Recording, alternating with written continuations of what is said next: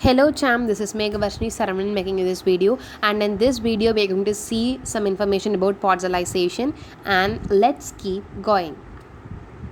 The term podzolization is actually derived from the Russian term pod means under, zol means ash. So all the information furnished here are given in the form of points. So concise all these points and make it as a diagram or some diagrammatic representation so that you will not forget this concept forever.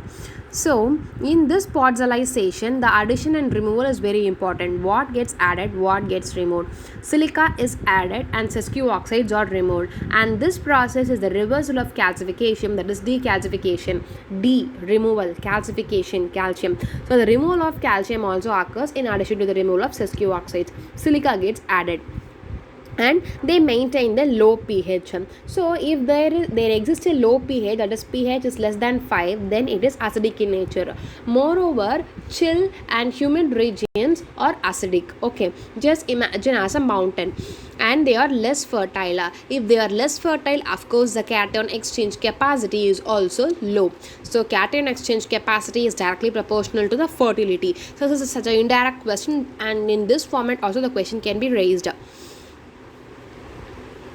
And the continuation of podzolization is that here the fungi acts here. Fungi is actually a microorganism. Fungi acts here for the process of decomposition. Okay, dash acts here for the process of decomposition. The podzolization is that fungi. And on reduction in microbial activity, the polysaccharide production is also reduced. The cells contain energy. It might be a carbohydrate, fat, etc. So if there is a reduced microbial activity, for example if there is a reduced fungal activity, the polysaccharide production, that is the release of polysaccharide, is also automatically reduced. That is what furnished here. And the soil is sandy in nature. So pH is low, soil is sandy, and just imagine a mountain, it is cool and humid. And the sesquio oxides reacts with water to get leached. Of course the sesquio oxide is removed. It is a sandy soil, sesquio oxide is removed. How it is removed? With the help of water. So if it is with the help of water, it is called leached. If it is in a mixture, that is in a solid form, it is called suspension. The removal in the form of solid is called suspension. Okay, and B horizon is alluvial, and B horizon is alluvial and E horizon is alluvial in nature. Just know the difference between alluvial and alluvial. Alluvial, incoming, that is it gets something. Alluvial, it gets removed of something, washing out horizon. Okay, and here there is the distinction, or there is a unique difference between each horizons. Here the B horizon contains humus, sesquio oxide and other residues.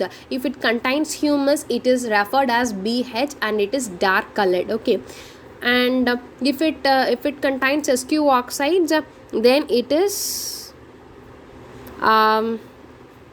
yellow, I think so, it is reddish yellow in color, but I'm not sure with that. And usually podzols are dark colored, which is rich in humus. That is dark color, that is the color of ash.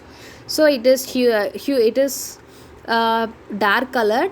If there is dark colored, so this indicates that the organic matter is present in it. Okay, also it is colored reddish brown and yellowish brown. So this reddish brown is for the sesquio oxide presence. Okay, and this yellowish brown is other residues. Okay, and thus the horizon differentiation is easier. So the horizon differentiation is easier because of this color differentiation.